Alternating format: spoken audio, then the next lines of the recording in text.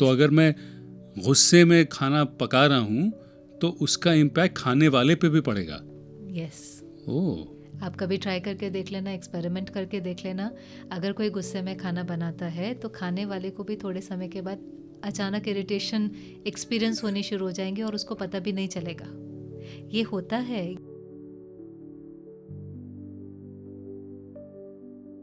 हमने लंच किया। आपका लंच बहुत लाइट, मैंने देखा आप सिर्फ फ्रूट्स खा रही थी।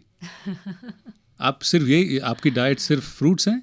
नहीं नहीं, हम लोग सब कुछ खाते हैं, पर डेफिनेटली खाते समय कई चीज़ों का ध्यान भी देते हैं। जैसे आपने सुना होगा, जैसा अन्न वैसा मन। जैसा अन्न वैसा मन। जो जो खा रहे हैं मन में वैसा ही होता है, विचार वैसे पैदा होते हैं। एक्चुअली होना चाहिए जैसा अन्न वैसा तन। हाँ, क्योंकि जो खा रहे हैं उस हिसाब से हमारी बॉडी बनती है। मैंने as you eat so shall be your body, पर ये नहीं Right. बोलते हैं जो आपका खाना है सो शैल बी योर माइंड, वो मन Right. पर इम्पैक्ट करता हाँ, है। This is a lot of wisdom जो पीछे से चला आता है, बट हाँ. अभी हम उसके प्रति थोड़े से हम उसको ईजी ले लेते हैं। हाँ, जो हम खाते हैं वो तो डेफिनेटली तन को ही लगता है, बॉडी को ही लगता है, हाँ. लेकिन जिस कॉन्शियसनेस में वो बनाया जाता है उसका इम्पैक्ट मन पर पड़ता है। अच्छा, तो अगर मैं गुस्से में खाना पका रहा हूँ तो उसका इम्पैक्ट खाने वाले पे भी पड़ेगा। यस। ओह, आप कभी ट्राई करके देख लेना, एक्सपेरिमेंट करके देख लेना। अगर कोई गुस्से में खाना बनाता है तो खाने वाले को भी थोड़े समय के बाद अचानक इरिटेशन एक्सपीरियंस होनी शुरू हो जाएंगे और उसको पता भी नहीं चलेगा। ये होता है, ये कोई अच्छा, आप देखो, अगर आप कई बार देखिए मंदिर में हम कुछ खाते हैं, प्रसाद हमें मिलता है, घर में हम वही खाना बनाकर खाते हैं। समझो वही शीरा हमने मंदिर में लिया, वही हमने घर में खाया और वही हमने होटल में खरीदा। सब में कोई फ़र्क होता है कि सेम होता है? फर्क होता है, क्योंकि भावनाएं अलग होती हैं। तो मना आपको खाने से वो भावनाएं पहुंच रही है ना। हो सकता है ज़्यादा टेस्टी एक बार होटल का हो, पर सबसे ऊंची भावना किस में होती है?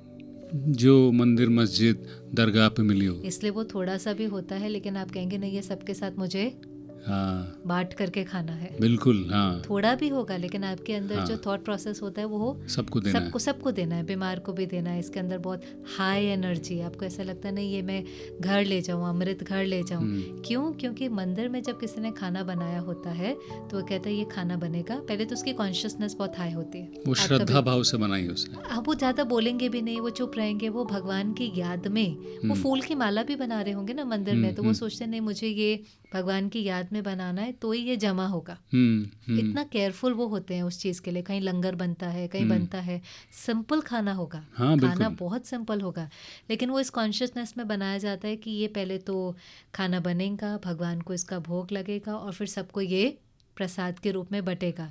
तो वो कॉन्शियसनेस क्योंकि बहुत हाई होती है तो खाने की एनर्जी भी बहुत हाई होती है। इससे वो थोड़ा सा भी प्रसाद जो है वो आपके मन को बहुत एलिवेट करेगा, सुकून देगा।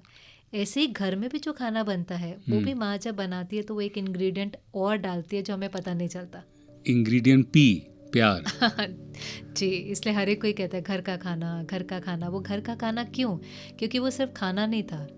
हर एक की जो बेस्ट कुक है वो मम्मी होंगे, विदेश में जा रहे होंगे लेकिन लड्डू का डब्बा घर से लेकर के जा रहे होंगे। बेसिकली वो खाना नहीं लेकर के जा रहे होते, वो इमोशन को लेकर के जा रहे होते। हमें पता भी नहीं होता, पर वो इमोशन, क्योंकि वो कनेक्ट बन गया होता है। इसलिए जब हम घर में खाना खाते थे ना, जब हमारी मदर्स कुक करती हैं, हम सिर्फ खाना नहीं खाते, वो इमोशनल स्ट्रेंथ का काम करता है। हम उस खाने में प्यार भी खाते हैं, शक्ति भी खाते हैं, क्योंकि वो भी एक बहुत सटल रूप से वो बच्चे को एम्पावर करता है। और जब आप बाहर कई बार खाते हैं तो हमेशा नहीं, लेकिन मोस्टली वो किस इंटेंशन से बना होता है? किस मतलब अगर आप किसी रेस्टोरेंट में जाते हैं तो वो खाना बनता है कि उसको पसंद आए और वो बार बार आए। वो पसंद आए और वो बार बार आए, ये इंटेंट किसका होता है? ओनर का। ज़्यादातर इंटेंट वहाँ पर ओनर भी, ये कब सटनली हो जाता है पता नहीं चलता, प्रॉफिट का एक मोटिव आने लगता है। हाँ, प्रॉफिट का मोटिव तो होता है क्योंकि बिजनेस है, ज़्यादा होता है। अगर आप बार बार वही खाना खाते हैं, बार बार हम वो खाना खाते हैं जिसके अंदर इंटेंशन धन कमाने की है, सटनली ये होता है, बहुत सूक्ष्म होता है, आपको पता नहीं चलेगा, तो आपका मन रिश्तों से पहले धन के पीछे भागेगा। तो इस हिसाब से सिस्टर बाहर कभी खाना खाने जाना ही नहीं चाहिए। एक्चुअली तो ये एक इतना स्ट्रॉन्ग डिसिप्लिन होना चाहिए कि हमें घर में ही खाना चाहिए, और जो घर में बनाने वाला है उसको बहुत हायर कॉन्शियसनेस में भगवान की याद में ही बनाना चाहिए। और इसलिए जो खाना बनाता है ना उसको कभी डांटना नहीं चाहिए। बट एक ये होता है ना कि यार मैं अलग अलग प्रांतों के खाना जाके टेस्ट करना चाहता हूँ, यहाँ पे क्या बनता है, किस तरह का खाना होता है, खान पान क्या है। तो लखनऊ की बिरयानी खाऊंगा, और केरला के मैं मलाबार पराठे खाना चाहता हूँ, कश्मीर में जाके कुछ और खाना है। मतलब भारत में ही इतना कुछ है, बाहर की तो बात रहने दीजिए। तो वो कब होगा अगर मैं बाहर खाना ही नहीं खाऊंगा तो? खाना पहले न्यूट्रिशन हुआ करता था, आज एंटरटेनमेंट हो गया है। पहले खाना हम न्यूट्रिशन के लिए खाते थे, अभी ये भी एक ऐसा हो गया है कि ये खाना है, ये खाना है, ये करना है। ठीक है, लेकिन हर चीज़ के पीछे एक विजडम होता है। पहले आप देखें जो पुराने लोग होते थे वो जब घर से निकलते थे तो साथ में अपने खाने का डब्बा बिल्कुल साथ में पैक करके लेते थे, खाना का डब्बा भी लेकर जाते थे, और पानी भी आप देखें तो साथ में लेकर जाते थे। मुझे याद है कि जब हमारे दादाजी और दादी जी निकलती थे असम से, वो आते थे लेट्स से बॉम्बे तक, बीच में नागपुर वगैरह, हमारी दीदी को बोल दिया जाता था यहाँ पे तुम खाना लेके आना, हमारा खाना तब तक खत्म हो जाएगा। तो ये प्रयोजन भी किया जाता था। क्यों करते थे ये? वो हमें लगता है बहुत ओल्ड फैशन्ड हैं, बहुत ऑर्थोडॉक्स हैं, आज भी अपना पानी साथ में लेकर के चलते हैं, क्योंकि खाना ही नहीं, हम क्या कहते हैं, जैसा पानी वैसी वाणी, जैसा अन्न वैसा मन, और जैसा पानी वैसी वाणी। तो कहते थे किसी के घर का पानी भी नहीं पीना। ये एक एक्सपेरिमेंट भी हुआ है, आप इसको देख सकते हैं, अभी तो बहुत इजीली अवेलेबल है यूट्यूब आदि पर। एक साइंटिस्ट है, जापानीज साइंटिस्ट, इमोटो करके, इमोटो मसारू। तो उन्होंने जो एक एक्सपेरिमेंट किया, उन्होंने पानी के 2 सैंपल लिए एक ही डैम से, और उसके फोटो, क्रिस्टलाइन फॉर्मेशन का फोटो निकाला पहले। फिर उन्होंने जो उसके ऊपर एक्सपेरिमेंट किया, उन्होंने एक के ऊपर लिखा मदर टेरेसा, दूसरे के ऊपर लिखा हिटलर, सेम पानी के सैंपल के ऊपर। और उसको ऐसी जगह पर रखा जहाँ पर बहुत लोग आते हैं, म्यूजियम जैसा कुछ होता है। अच्छा। अब नेचुरली जब आप मदर टेरेसा पढ़ते हैं तो आपको पीस महसूस करते हैं, आप पीस है, काइंडनेस है, कंपैशन है, तो वो वाइब्रेशन रेडिएट होता है। और जब आप हिटलर पढ़ते हैं तो घृणा, आप होलोकास्ट के बारे में सोचते हैं, डिक्टेटर, होलोकास्ट, घृणा, नफरत। ये एक्सपेरिमेंट उन्होंने किया, और कुछ दिनों के बाद वापस उस पानी के क्रिस्टलाइन फॉर्मेशन का उन्होंने फोटोग्राफ निकाला। इट्स ऑल अवेलेबल इंटरनेट पर। और आप दोनों के अगर सैंपल्स में फ़र्क देखेंगे तो एक के ऊपर जो हिटलर वाला था उस पर काले काले धब्बे हैं, और जो मदर टेरेसा वाला था उसका बहुत सुंदर क्रिस्टल का एक फॉर्मेशन बनकर निकला। And then he did many more experiment. एक पर लिखा थैंक यू, एक पर लिखा आई हेट यू, एक पर ऐसे आई किल यू, एक पर आई लव यू, ऐसे बहुत एक्सपेरिमेंट करे। एंड फाइनली ही सेड कि हमारे जो वाइब्रेशन है, हमारे जो संकल्प हैं, उसका प्रभाव पानी के ऊपर पड़ता है। वाइब्रेशन और थॉट का जो प्रभाव है, पानी उसको अब्जॉर्ब करती है। हमारी बॉडी कितना पानी है? हाँ, ज़्यादातर तो पानी है, 70%। वरना वो बाहर के पानी को तो बाद में इम्पैक्ट करेगी, लेकिन वो पहले तो आपकी बॉडी को इम्पैक्ट करेगी। इसलिए लोग कहते थे हम किसी के घर का पानी भी नहीं पीते, क्योंकि वो पानी नहीं होता है, वो वाणी होती है, वो उस घर की एनर्जी होती है। तो आप जब उसको कंज्यूम करते हैं तो उस एनर्जी का इम्पैक्ट आपके ऊपर पड़ता है। हम प्योरिटी की इतनी बातें करते हैं, पानी ये नहीं पीना, प्योर पीना, बिस्लरी का पीना, तो पानी की प्योरिटी की बात करते हैं, लेकिन मन की प्योरिटी का भी इम्पैक्ट उन चीज़ों के ऊपर पड़ता है। तो मूल बात यह है कि आप बाहर खाना नहीं खाती हैं और हमें भी नहीं खाना चाहिए।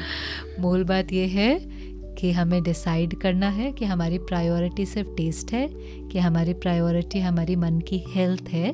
और जहाँ तक हो सके, देखो अभी कल्चर थोड़ा ज़्यादा चेंज हो रहा है। एक और हमने मजबूरी में पहले खाया, हम कभी कभी मजबूरी में खाया करते थे, आज हम मजबूरी में नहीं खाते। पहले हम घर से टिफ़िन लेकर के जाते थे, डब्बा लेकर के जाते थे। आज हम घर में बैठे हैं, खाना बना सकते हैं, लेकिन हम घर में डब्बा मंगवाते हैं। तो मजबूरी भी नहीं है वो, लेकिन बस अभी हमें आदत सी पड़ गई है उस चीज़ की, चाहे वो लेजीनेस है, चाहे वो आप उसको टेस्ट की बात करें। और फिर जो वो लेकर के आ रहे हैं ना, पहले तो बनाने में जो इंटेंशन है वो सारा प्रॉफिट का है, जो लेकर के आ रहे हैं वो भी कौन सी एनर्जी से लेकर के आते हैं। आज खाना कितनी देर में पहुंच जाना चाहिए?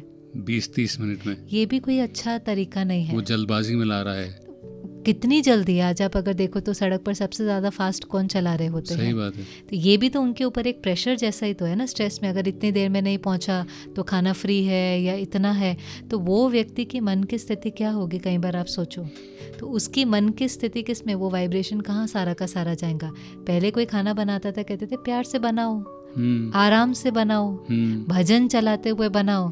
आज खाना भी कैसे बन रहा है होटल में, खाना आराम से या प्यार से नहीं बनता है। बिल्कुल। कैसे बनता है, जल्दी करो जल्दी करो जल्दी करो, वो वेट कर रहे हैं, फिर उसके बाद बाहर लाइन लगी हुई है, वो वेट कर रहे हैं, वो वेट कर रहे हैं, तो सब जल्दी बना रहे हैं, प्रॉफिट से बना रहे हैं। फिर जो लेकर के जाने वाला है उसको भी जल्दी जल्दी जल्दी। तो फिर हम भी अपने जीवन में सब कुछ क्या करते हैं, जल्दी करो जल्दी करो जल्दी करो जल्दी करो। तो वो आराम वाली जीवन तो है ही नहीं। तो मेरे जो सारे दोस्त जो रेस्टोरेंट खोलने वाले हैं ठीक है, एक अच्छा विचार है, एक अलग विचार है। इसमें दोनों बातें हैं, ऐसा नहीं है हम इसको ये नहीं कह सकते कि सब ऐसा करते हैं। कई बार आप देखिए कई शेफ्स होते हैं बहुत ही प्यार से, बहुत ही प्योरिटी से, बहुत ही दिल से करते हैं, लेकिन हमें हर एक की कॉन्शियसनेस का पता नहीं है। बिल्कुल बिल्कुल। इसमें कोई मदर की बात है, ये नहीं है, जो भी बनाने वाला है उसकी मन की स्थिति कैसी है। कई अननोन लोग भी, शेफ्स भी, घर के कुक भी बहुत ज्यादा प्यार से बनाते हैं। बिल्कुल बिल्कुल। कई मदर भी हो सकते हैं जो बेमन बनाती है, उनको काम करना अच्छा लगता है लेकिन खाना बनाना अच्छा नहीं लगता है। ये बात सही है।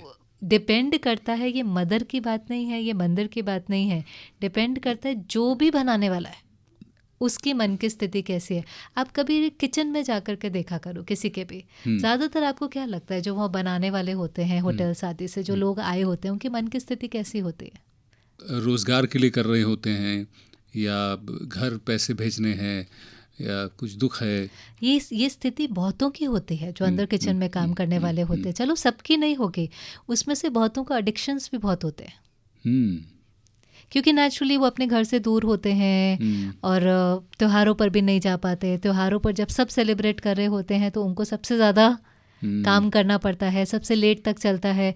तो उनकी खुशी का ज़रिया क्या होता है, फिर कोई ना कोई एडिक्शन, कोई ना कोई, उनको ज़्यादातर कोई ना कोई आप देखेंगे एडिक्शन होता है। तो वो चीज़ भी, तो वो खुश नहीं है, वो अंदर से सेटिस्फाइड नहीं है, कंटेंट नहीं है।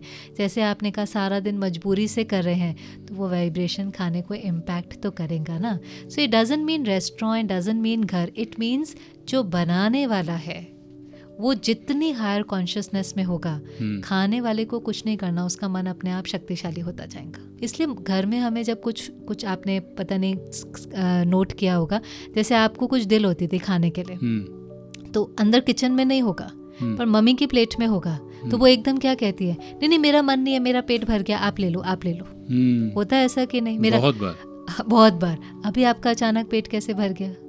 पर वो इंटेंशन में इतना प्यार, इतना वो है, वो खाना फिर लगता है। गिनता नहीं है कोई आपने कितना खाया, टोकता नहीं है।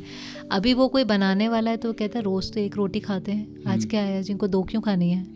क्योंकि because for them it is not out of love, it could be their job. Now if they're doing it very lovingly, wonderful. अगर ऐसा कोई व्यक्ति आपके पास है तो बहुत अच्छी बात है, पर जहाँ तक हो सके इस चीज़ को हमें देखना चाहिए।